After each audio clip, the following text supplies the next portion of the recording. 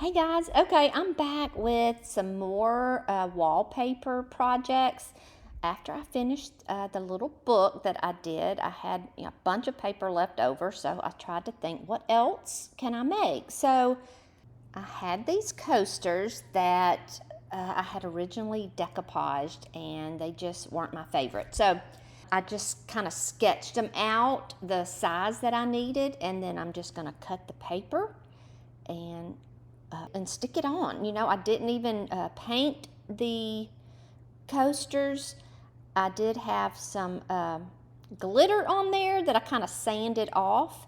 So just peel the paper back, and I just tried to center it. Now this paper had cute little designs on it, so this was a couple of birds, and so I just centered those, and then I'm just gonna fold it down like I did on the book. Now for the excess paper, I used my scissors to just trim it away, but I learned later on that my X-Acto knife would have been so much better, and I'll show you that later when I make the little napkin rings. But after you fold the paper down, just snip the corners, right in the center, and then cut off the little point that it makes when you fold down the corners. You just cut off the little triangle point, and that way it'll just fold down nicely.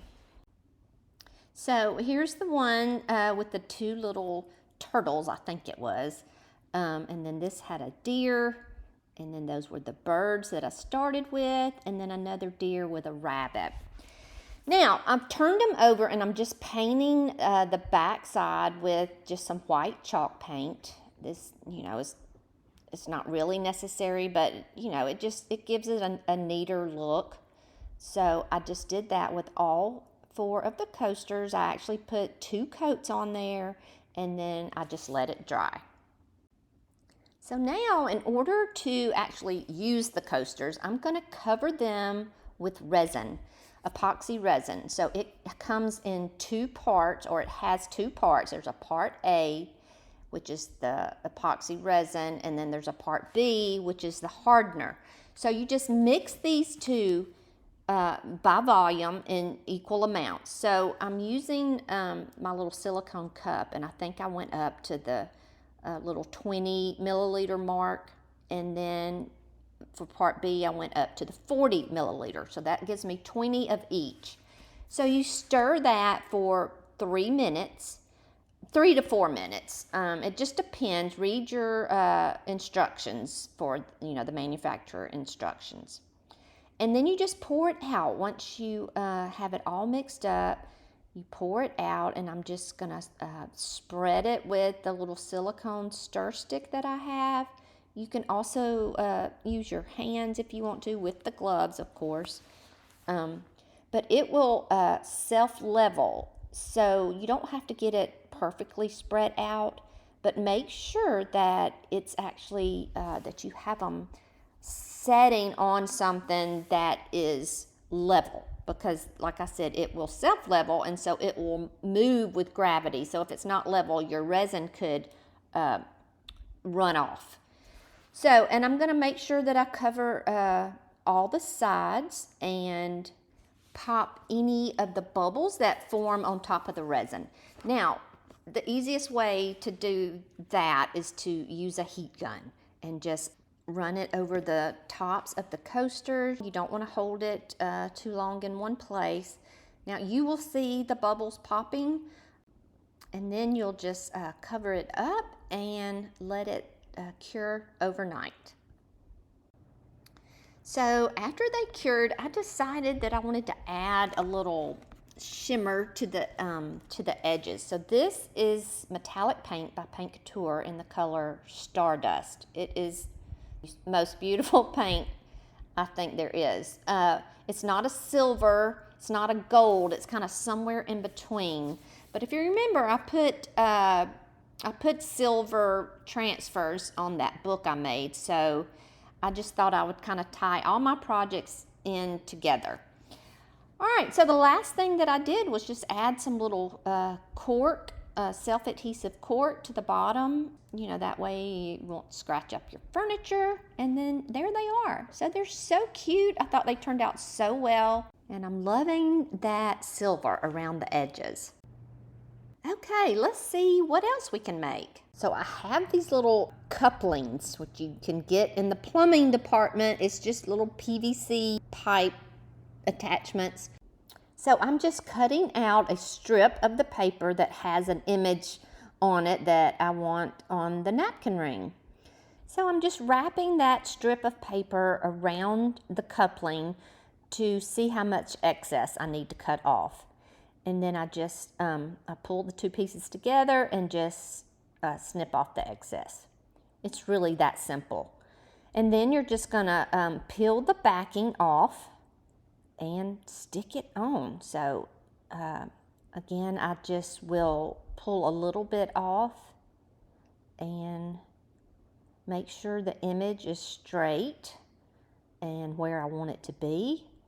And then rub, you know, as you're putting it around the coupling, just rub the wrinkles out. You're really not going to get that many wrinkles, but just rub it out. So you may have a little more excess, and then just kind of mark where it ends and snip that off.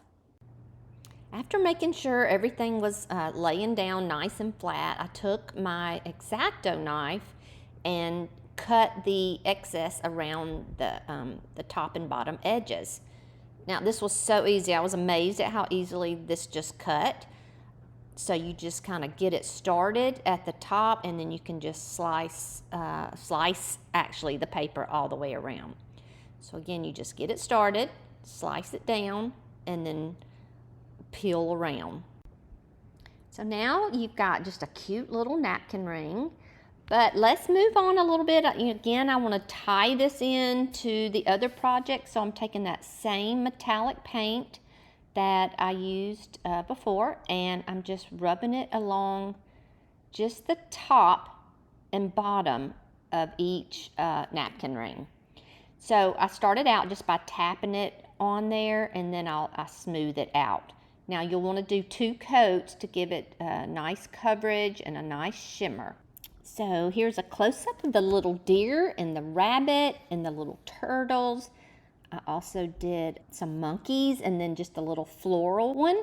And so you see how easy that was? How fun would that be just for any little dinner party thing that you might want to do? Just so simple. Let me know if you try this one. So for this project, I'm using just a little wooden planter that I just had, and so first I'm just marking or tracing around the edges of the planter, and then I cut it out like 1/4 of an inch past the line that I drew, just to give me the excess I need to fold it over. So here, before I take the backing off, I'm actually kind of marking where I need to cut the corners. I'm not sure why I did it like this, but I think this was just the first side that I did. So I folded the pieces together on the corners. So I just grab and I pinch them, and it makes like a triangle, and I just cut that triangle off as close to the planter as I can. So after cutting all of my corners, I'm now going to just remove the backing of the paper and stick it on. I'm just doing a little bit at a time, and I'm using my cut corners as kind of to let me know where to place it down. So actually that ended up being a good little technique. It worked well.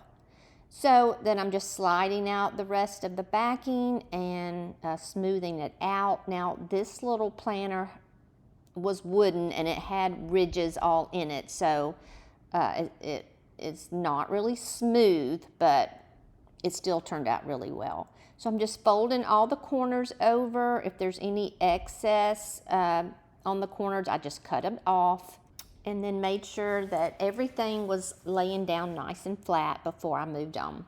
Now, for the second side, I'm trying to match up the pattern. So I just find that image that I used first to try to mark and cut that strip off that I needed to continue the pattern around to the other side. Now I didn't do it, perfectly. You don't have to cut it perfectly, I should say.